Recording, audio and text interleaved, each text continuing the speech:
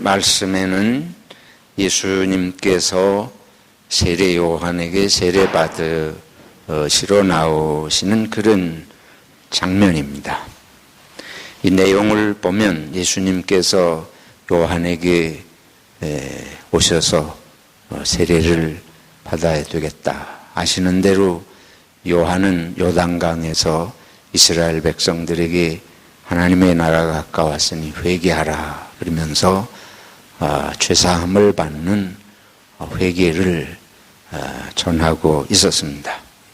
근데 예수님께서 요한에게 오셔서 세례를 받으시는 것은 인간적으로 생각하면 조금 평범하지 않은 일이라고 볼 수 있습니다. 왜냐하면 요한은 메시아의 오심을 예비하러 온 사람이고 그 메시아는 바로 예수님인데 예수님이 요한에게 세례를 받으시는 건 사람의 생각으로는 이게 거꾸로 된 거 아니에요? 그래서 요한이 예수님이 자신에게 오니까 즉각적으로 내가 당신에게 세례를 받아야 되는데 당신이 내게로 오십니까? 당신이 내게로 오시나이까? 이 말을 한번 좀 생각해 보면 좋겠습니다. 요한이 놀란 거예요. 자신이 예수님에게 가서 세례받고 씻음을 받고 해야 되는데 예수님이 무슨 잘못하시고 죄가 있으신 분도 아닌데 자신에게 와서 세례를 받아요. 단순한 일이 아닙니다. 우리가 이 세상에서는 어떻게 돼요? 못난 사람이 잘난 사람한테 가야 되잖아요. 못 배운 사람이 배운 사람에게 가서 배워야 돼요. 없는 사람이 있는 사람에게 가고 낮은 사람이 높은 사람에게 가야 됩니다. 근데 이게 지금 거꾸로 되지 않았어요. 당신이 내게로 오십니까? 하나님의 나라는 이 세상이 뒤집혔다. 쉽게 말하면 뒤집힌 이 세상이 뒤집히면 하나님의 나라 같다. 그런 거를 여기서 보게 됩니다. 내가 가서 겸손하게 그분에게 머리를 숙이고 조아리고 이래야 할 텐데 그분이 내게 와서 내가 하는 일을 이 세례 주는 일을 옆에서 보면서 잘한다 이런 칭찬 정도가 아니고 예수님이 요한에게 세례를 받으신다. 이게 기가 막힌 일이에요. 현실적으로 그런 일이 쉽게 있습니까? 수가성 우물가의 여인이 예수님이 자기를 찾아와서 대화를 청하실 때에 예수님이 자기를 모른다고 생각할 때는 아주 당당하게 예수님하고 이렇게 예수님에게 짜증도 부리고 이러면서 오히려 막대하는 식으로 했는데 보니까 예수님이 자기의 모습을 다 알고 과거도 알고 현재도 다 아시는데 자기 부끄러운 모습을 다 아시는데 예수님이 오셔서 자기에게 대화를 청하시고 진지하게 삶의 이야기를 하셔요. 세상에 그런 일이 쉽지가 않습니다. 우리는 내가 상대할 만한 사람이 따로 있습니다. 어떤 사람 옆에 가면 내 이름이 욕되리라고 오히려 생각해서 가까이 가지 않으려고 하고 상대할 가치가 없는 사람이 벌써 이 머릿속에 들어있어요. 사람을 딱 보면 상대할 만한가 아닌가 그냥 무시하고 그냥 말아버려요. 또 좋은 사람인가 이런 게 벌써 여기 계산이 딱 서요. 그래서 이 여인이 놀란 거예요. 자기 동네 사람들 앞에서는 자기가 당당하게 나설 수 없는 그런 사람 아니에요.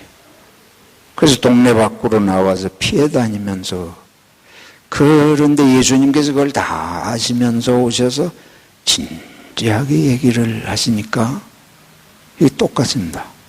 당신이 나를 알면서 내게 왔습니까? 당신이 나를 알면서 정말 나를 사람으로 인격적으로 진지한 대화를 하러 내게 오셨습니까? 여러분이 제가 그 여인이고 여러분이 그 여인이라면 그게 그냥 쉬운 일이에요. 자주 말씀드리는 이런 대표적인 인물들이 바로 또 삭개오예요. 삭개오도 사람들이 다 죄인이라 그러고 그 집에 안 가고 상대 하는 사람 아니었습니까? 예수님이 삭개오에게 내가 오늘 네 집에 머물러야 되겠다. 너희 집에 가서 내가 같이 먹고 머물러야 되겠다. 그 사람들이 다 보는 데서 삭개오가 뭘 느꼈겠습니까? 당신이 내 집에 오십니까? 당신이 나를 아시는데 세상 사람이 다 나를 어떻게 보는지를 알고 세상 사람이 나를 어떻게 대하는 줄을 아시면서 당신이 내 집에 와서 먹고 내 집에 머무십니까? 사람이 안 뒤집혀요? 그러고도 안 뒤집히면 이거는 희망이 없는 거죠. 그리고 삭개오가 뒤집혔으니까 재산의 절반을 팔아서 가난한 사람에게 주겠다 그러잖아요. 그게 일상적으로 있을 수 없는 일이죠. 기대하기 어려운 일입니다. 누구에게 내가 속였고 빼앗은 게 있으면 몇 배를 갚겠다 그래요. 4배를 갚겠다. 그게 하루 사이에 순간에 일어나는 일인데 그게 그냥 일어나느냐고요. 얼마나 그게 충격이었으면 그렇게 하겠습니까? 요한은 지금 예수님이 누구신지를 정말로 아는 사람입니다.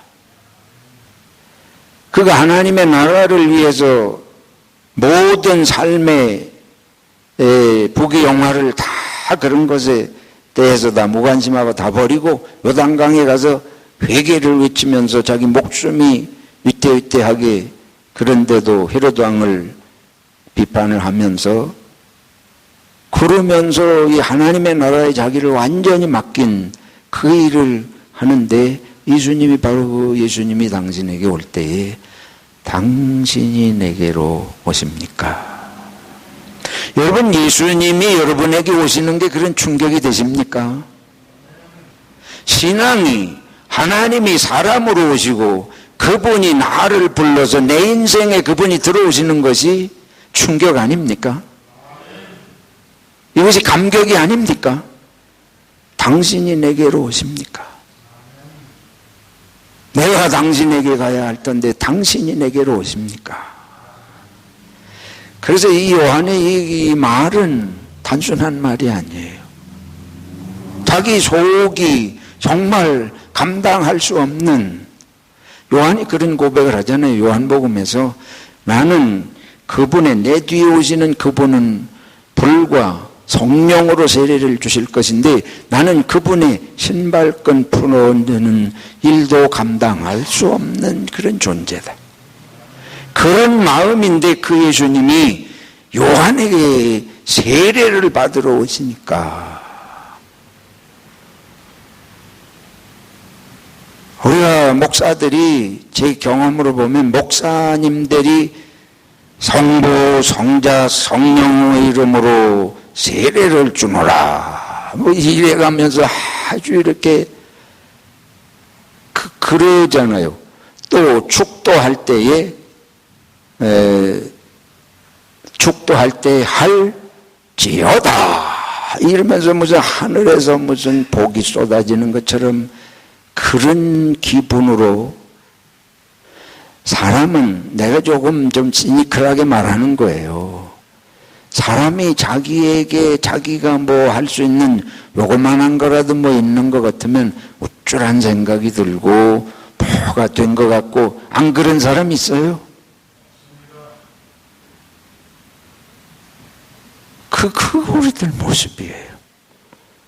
그런데 예수님께서 요한에게, 우리 같으면 가서 요한에게 예수님이 얼마나, 요한이 그래도 좀 아니까 예수님에 대해 메시아가 오실 걸 알고 자기가 어떻게 하나님의 나라의 어떤 영적인 걸 아는 사람이니까 그 앞에 가서 예수님이 어떤 분이다 하는 걸 요한이 사람들에게 알리고 선전하고 뭐 이런, 우리는 그런 걸 원하는데, 예수님이 요한에게 가서 세례를 받으십니다. 바울이 예수 믿는 사람들을 박해를 하던 사람이에요. 잡아서 감옥에 집어넣는 일을 열심히 밥만 먹으면 그거 하고 돌아다니던데, 하나님께서 그를 다메스커스에 갈 때에, 그 예수 믿는 사람 잡으러 다메섹에 갈 때에 하나님께서 그를 꼬꾸러뜨리시고 그에게 환상을 통해서 깨닫게 하시고 예수님을, 그가 받게 하던 예수님을 알게 되고 깨닫게 되었을 때에 그 바울의 고백이 그런 거 아니에요. 내가 예수님을 박해하고 예수 믿는 사람들을 못살게 굴던 나를 불러서 예수님을 전하는 일을 오히려 맡기시니, 그래서 바울은 감격하고 평생 내가 다른 모든 거 다 집어던지고 내 목숨이 다하는 날까지 살아도 주를 위하여 죽어도 주를 위하여, 내가 사나 죽으나 누구의 것이라? 그리스도의 것이라. 이런 감격이 있었습니다. 이 바울에게. 베드로를 보세요. 베드로가 아시는 대로 예수님 십자가 골고다 언덕에 올라가실 때에 몇 번을 부인을 해요? 3번을 부인을 하잖아요. 그 베드로가 예수님 돌아가시니까 실망하고 자기 고향 갈릴리 후숫가로 돌아가요. 예수님이 부르시기 전에 했던 다시 어부로 되돌아갑니다. 어부가 돼가지고 고기나 잡으러, 물고기나 잡으러 가야 되겠다. 이제 예수님 이제 어떻게 되셨는지 알 수도 없고. 근데 그 새벽에 밤새도록 고기 한 마리 못 잡은 그 돌싱이 아니고 그건 뭐라 그래? 돌어부라 그래야 되나 뭐라 그래? 돌아온 어부 베드로. 그 베드로가 밤새도록 고기 한 마리 못 잡았어. 근데 그 갈릴리 호수에 예수님이 나타나시지 않았습니까? 베드로를 부르셔요. 조반을 다 거기서 같이 잡은 물고기로 조반을 잡수시고 예수님이 베드로를 따로 부르십니다. 내가 나를 사랑하느냐? 베드로가 예수님 앞에 가가지고 100배 사죄하고 자기가 예수님 모른다고 부인한 거 용서를 구하고 변명을 하고 뭐 그래야 할 판인데, 주님께서 내가 나를 사랑하느냐? 그 마음에 사랑이 있는 걸 아시죠? 그러고는 내 양을 먹이라. 내가 너를 제자 중에 제자로 삼아서 어떻게 3년을 내가 봤는데 내가 나를 모른다고 하느냐? 저 같으면 그 소리부터 나갔겠어요. 다시는 믿지 못할 놈. 너 같은 놈을 내가 믿고 3년을 따라다니며 하나님의 나라를 다니게 하면서 하나님의 나라를 얘기한 게 부끄럽다, 한심하다 이러면서 면박을 주고 그러실 수 있을 텐데, 내 양을 먹이라 3번을 말씀하시잖아요. 그러니까 그때의 베드로의 느낌이 어떻겠습니까? 여기 요한이 느끼는 당신이 내게로 오십니까? 당신이 나를 다시 하나님의 나라의 양을 먹일 목자로 다시 삼으십니까? 성경의 인물들이 예수님을 만났을 때에 이런 체험들이 있습니다. 우리가 생각하는 체험은 요즘에 무슨 기도하면 이빨이 금이빨로 바뀐다 이런 식의 그런 기적이나 이런 얘기가 아니고, 이런 체험들이 그들이 끝까지 주님의 길을 갈 수 있도록 하신 줄로 믿습니다. 이게 충격이에요. 당신이 내게로 오십니까? 하나님께서 정말로 내가 하나님 앞에 얼굴을 들지 못하고 나아갈 수 없는데 하나님께서 나를 사랑으로 부르시고 받으십니까? 당신이 내게로 오십니까? 사랑하는 성도 여러분, 2020년에 그 주님이 여러분을 찾아오신 이 체험이 있으시기를 축원합니다.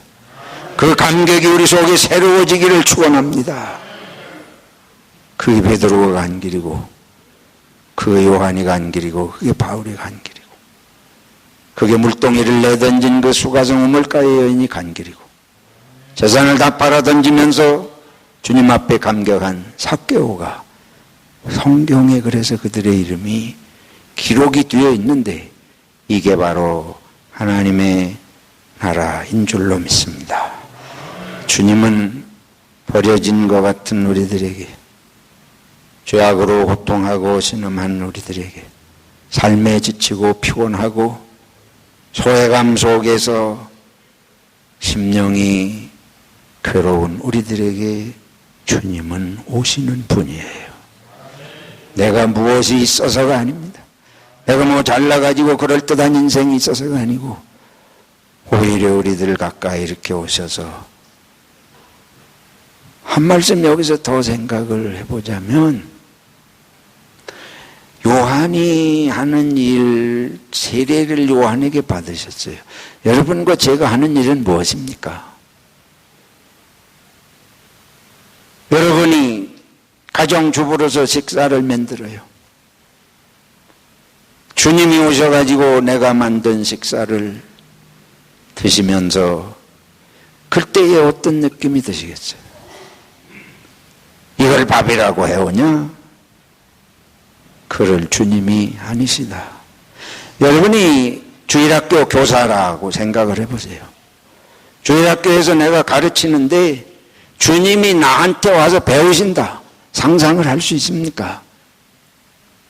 우리는 항상 주님이 우리들에게 능력을 주시고 지혜를 주시고, 주님은 저 높은 곳에서 모든 걸 다 가르쳐 주시고 도와주시고 능력 주시고 그런 생각만 하잖아요. 근데 여기 요한에게 예수님은 세례 받으실 필요가 인간적으로 있어서가 아니고 요한이 하는 일을 인정하시는 것입니다. 그 요한에게 와서 세례 받으시잖아요.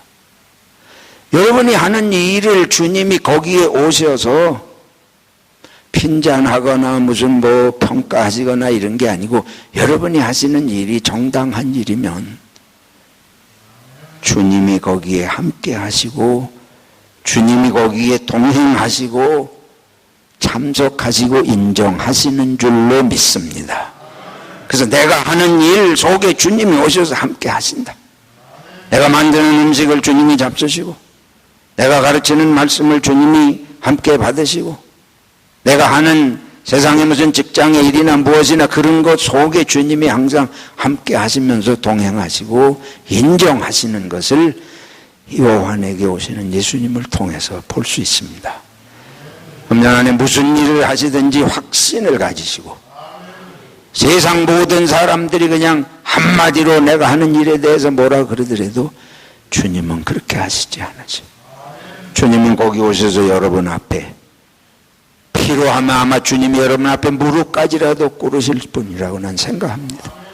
여러분을 세우시기 위해서, 여러분이 하시는 일이 분명한 일이 확신한 일이라면 주님은 거기 함께 하셔서 도우시고 역사하시고 분명히 여러분들을 세워주실 줄로 믿습니다. 주님이 함께 하시는 것을 믿고 확신을 가지시길 바랍니다. 여기 이제 당신이 내게로 오십니까? 이러고 요한이 말할 때 예수님의 대답을 보면 예수님이 이러세요. 15절에 이제 허락하라. 우리가 이와 같이 하여 모든 의를 이루는 것이 합당하니라.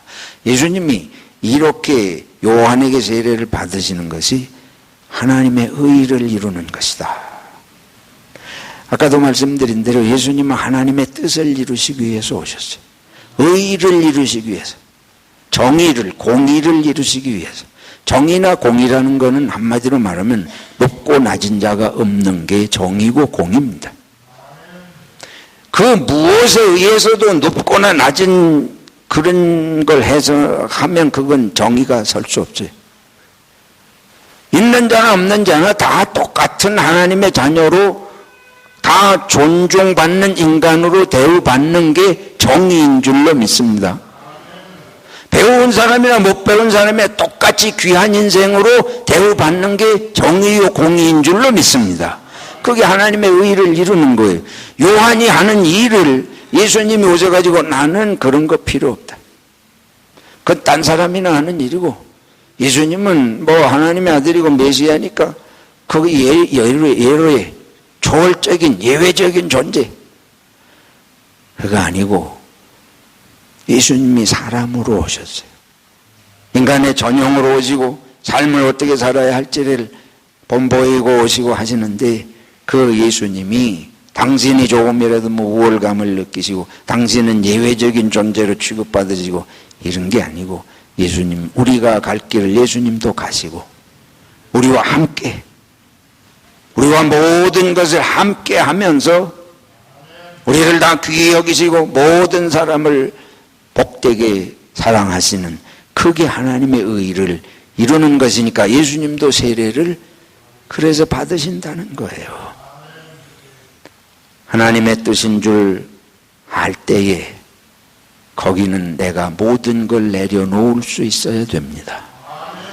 예수님은 하나님의 뜻을 이루는데 나만 특별한 존재가 아니다. 하나님의 뜻을 이루는 데는 다 내려놓는 거예요. 하나님 앞에서는 다 똑같은 줄로 믿습니다. 그것이 주님께서 요한에게 세례 받으시면서 이렇게 해서 하나님의 의를 이루는 것이 합당하다. 저 여러분들은 그때 그렇지 못하잖아요. 우리는 살아가면서 이런 생각을 자꾸만 잊어버려요. 나는 예외적인 존재가 되고 싶습니다. 내가 특별한 존재가 되고 싶어요. 남이 못하는 걸 하는 데서 존재감을 느끼려고 해요. 물론 뭐 눈이 하는 역할, 코가 하는 역할 다 다르잖아요. 그런 게 뭐 다 있지만은 근데 그것이 그렇다고 해서 우월이나 열등이 아니잖아요. 다만 섬기는 것입니다. 눈은 눈이기 때문에 섬기고 코는 코로 섬기는 것뿐이고 하나님이 주신 다 동력의 일, 함께 섬김의 일을 하는 것인데 우리는 그걸 자꾸 잊어버리잖아요. 예수님은 요한이 하는 일을 인정해야지. 누구든지 다른 사람이 하는 일은 그 일을 하나님이 주신 거 인정해야 될 거 아니에요. 그렇잖아요. 내 일도 그래야 또 다른 사람이 인정하는 거 아니겠습니까? 이게 하나님의 나라를 이루는 것인 걸 생각하고 그 앞에는 우리 한국 사람은 체면 문화잖아요. 동양 문화는 한국, 일본, 중국은 체면 문화예요. saving face, 이 얼굴, 면이 안 선다, 뭐 쪽팔린다, 얼굴이 깎인다, 이게 다 똑같은 말이에요. 얼굴이 남 앞에 이 명예가 손상당한다. 그걸 굉장히 부끄럽게 생각하는데 이거 예수 믿으면 그래서 생각이 좀 달라져야 돼요. 체면 따라서 살 일이 아니고 하나님의 뜻을 이루기 위해서는 자존심이고 체면이고 이런 것 때문에가 아니고 하나님의 믿음의 공동체, 하나님의 신앙 공동체는 하나님의 뜻을 이루는데 서로 섬기고 사랑하는 일을 위해서는 다 내려놓을 수 있는 것이 합당한 줄로 믿습니다. 근데 우리는 이제 이게 안 되면 짜게지는 거예요. 이게 안 돼서 분열해요. 그게 제가 이제 목회하면서 느끼는 것 중에 하나는 오랜 세월 이렇게 지나오면서 저 사람은 신뢰할 수 있다. 어떤 때에 그러냐? 부끄러움을 당해도 끝까지 간다. 낮추임을 당해도 흔들리지 않는다. 그러면 믿을 수 있는 거예요. 예수님은 스스로 요한 앞에 스스로 세례 받으시면서 하시잖아요. 그래서 모든 의의를 이루는 것이 합당하다. 사랑하는 성도 여러분, 저와 여러분들이 우리 머릿속에, 제 머릿속에도 그렇습니다. 몸에 배에 있는 게 있어요. 문화라는 게 있잖아요. 문화는 무서운 거예요. 내가 생각해서가 아니고 사회 전체가 그렇게 돌아가기 때문에 내 몸에 배에 있는 게 있습니다. 한국의 문화가 있습니다. 그 문화가 우리 속에 있기 때문에 그거 벗어나기가 쉽지 않은데 이걸 한 가지 하나씩 양파 껍질 벗기듯이 하나님의 말씀을 금년에 자꾸 묵상하면서 내 생각 속에서 벗겨내야 할 것들이 있다.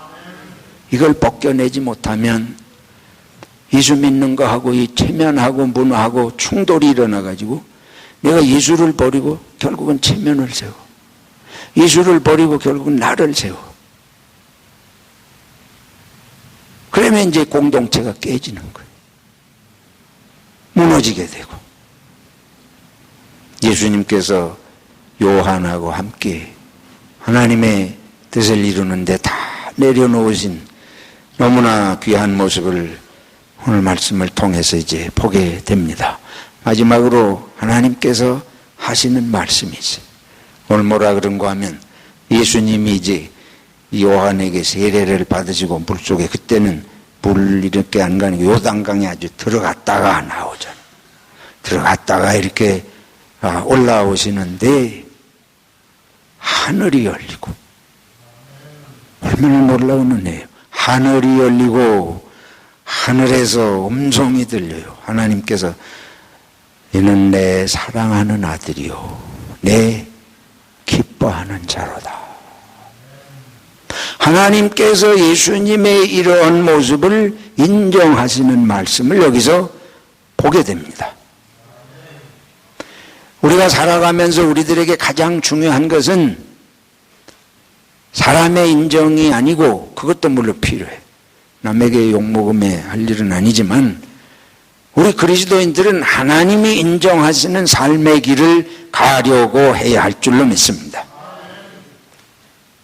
예수님께서 다 내려놓으시고 요한과 함께 하나님이 인정하시는 내 사랑하는 아들이요 내 기뻐하는 자니라. 이 확신이 하나님이 인정하시고 하나님이 사랑하시는 그 확신을 가지고 가야 돼요. 제가 여러 해 전입니다. 이미 15년도 가까이 된 우리 정상덕 형제가 아직 여기 호주에 있을 때인데 그냥 이해하고 들으세요. 제가 목회하면서 너무 부족한 게 많아서 지금도 한없이 그렇지만은 젊은 시절에 그냥 그렇게 목회하면서 성도님들 중에 자꾸 제가 설교를 문제를 삼아 끝없이 제 목회 40년 세월에 끊임없이 설교를 자꾸 뭐라 그래. 교회가 이렇게 사람들이 덩어리져서 떠나기도 하고 싸우기도 하고 그러면서 자주 저한테 들리는 말은 설교를 가지고 자꾸 자기를 두고 설교한다. 그리고 자꾸 친다. 아주 쉽게 친다. 상처를 준다. 나는 정말 성경에 있는 말씀을 하나님이 주신 영감을 가지고 하려고 애를 쓰는데 자꾸 그러면서 문제가 생기니까 아주 힘이 빠지더라고요. 한 번은 완전히 낙심이 됐습니다. 그래서 이게 내가 사람이 그런 것도 한두 번 말 들을 때는 모르지만 자꾸 그런 말 들으면 그 영향을 받잖아요. 그래서 하나님, 내가 정말 하나님의 말씀을 내가 정말 잘 못 전합니까? 내가 잘못된 말씀을 전합니까? 그럼 내가 그만둬야죠. 이 하나님의 일을 하고 하나님의 말씀을 전한다 그러면서 자꾸 이걸 성도님들이 이걸 설교를 문제 삼으니 내가 이걸 또 계속 해야 할 이유가 있습니까? 이러면서 제가 저쪽 소예배당에서 밤을 새고 금식을 하고 너무 기운이 없고 다 완전히 탈진했어요. 그래서 그냥 소예배당 앞에 강대상 있는 거기 바닥에 누워서 밤을 새면서 제가 뒹굴면서 그러고 있는데 안 되겠다. 하나님께 기도를 했습니다. 하나님이 인정하시는지 안 하는지. 내가 두 가지를 하나님께 말씀드렸어요. 하나는 하나님 제가 하는 설교가 정말 문제가 됩니까? 하나님이 인정하십니까? 하나님의 말씀이 하나님이 인정 안 하시면 내가 그 100번을 외친들 무슨 소용이 있어요? 하나님께서 제가 전하는 말씀이 하나님의 뜻에 합당한지 아닌지 인정하시는지 안 하는지. 둘째는 난 모르겠어요. 자꾸 교회에서 이렇게 되니까 하나님이 정말 사랑하시는지 아닌지 내가 이거 확신을 가지고 해야 돼요. 그래서 하나님이 정말 저를 사랑하시고 제 설교 목회를 인정하시는지 두 가지를 내가 놓고 하나님께 기도를 했습니다. 하나님이 인정하시면 사랑하시면 내일 새벽에 꼭 10사람만 나오게 해주세요. 사람이 절박해지면 머리 아는 거 뭐 다 소용이 없어요. 아주 원시적으로 돌아가서 내가 얼마나 안타까우면 그러겠습니까, 여러분? 그리고 만약에 그 기도가 안 되면 어떻게 되는 거예요? 나 그날을 이제 그만둬야지. 그 얼마나 무식한 기도예요. 얼마나 위험하고. 그거 얼마나 모험이에요. 정말 무식한데 내가 다 그만둘 각오를 하고 내가 그 기도를 했습니다. 아니면 내가 하나님 인정하시는 일이 아니면 내가 일생을 하나님 섬기겠다고 내가 고등학생 때 예수 믿기 시작해가지고 내가 아주 불같이 성령의 은혜를 체험을 하고 내 일생의 모든 걸 다 내 집어 던지고 나는 이 길밖에 없다 하고 오늘까지 왔는데 그게 하나님 인정하시는 안 하시는 길이면 내 인생에 뭐가 남는 게 있어요? 무슨 의미가 있습니까? 그래서 내가 하나님께 그렇게 기도를 하고 지금 생각하면 참 미련한 일이지만 그때는 그랬습니다. 근데 전에도 뭐 좀 말씀 들으신 분들이 계실 거예요. 이튿날 새벽에 꼭 10명이 나왔더라고요. 덕분에 살았습니다, 제가. 안 그랬으면 어떻게 됐을는지 모르죠. 이상한 일이에요. 그때 새벽 기도에 뭐 최승봉 권사님이 빠르고 이제 아파트에 사시니까 나오시고 몇 분 이렇게 잘 안 나오실 텐데 평생 나오지도 않던 바로 정상덕 형제가 맨 뒷줄에 와서 앉아있고 내가 유심히 보니까 딱 10명이야.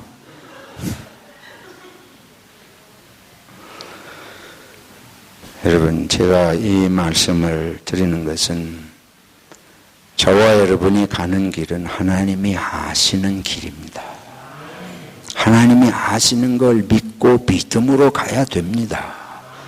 이 교회에 하나님이 역사하시는 것을 나는 믿습니다. 여러분을 하나님이 인도하시는 것을 저는 믿습니다. 고넬료가 베드로를 불러왔을 때에 신분으로 보면 고넬료는 지배국가의 장교요. 베드로는 갈릴리 오촌에서 온 시골뛰기인데 하나님께서 고넬료에게 베드로를 통해서 말씀을 들으라고 하실 때에 베드로가 집에 오는 걸 온 집안이 정중히 맞아들이고 하나님의 말씀을 듣겠습니다. 그 베드로가 오늘 내용이 그거예요. 사도행전 10장 읽었는데 베드로가 그 고넬료 집에 가서 설교하고 말씀을 전하고 나니까 뭐가 임했습니까? 성령이 임했습니다. 하나님께서 그 말씀을 인정하시는 것을 성령의 역사를 통해서 고넬료 가정에 확증을 주신 것입니다. 우리가 이런 믿음으로 금년 한 해 하나님께서 이 예수님과 같이 우리는 그리스도 안에서 낮추임 당하고 뭐 높임 당하고 이게 없어요. 큰 것도 없고 작은 것도 없습니다. 그냥 하나님께서 주신 대로 요한이면 요한의 길을 가고 예수님은 예수님으로 메시아로서의 길을 가는 것이지 뭐 예수님이 메시아라고 그래가지고 요한에게 세례받는다고 해서 더 낮추임 당하는 게 아니에요. 그냥 하나님의 뜻을 함께 이루어가는 신앙 공동체인 줄로 믿습니다. 이것이 세상에 본을 보여야 할 우리 교회의 가치관이에요. 하나님 안에서 우리는 모든 사람이 동등하고 서로 사랑받는 하나님의 자녀인 것을 확신을 하면서 이 안에 여러분이 하시는 일 무엇에서든지 요한에게 예수님이 오셨듯이 여러분에게 오셔서 인정하시고 긍정하시고 함께 하시는 줄로 믿고 확신을 가지고 가시기를 축원합니다.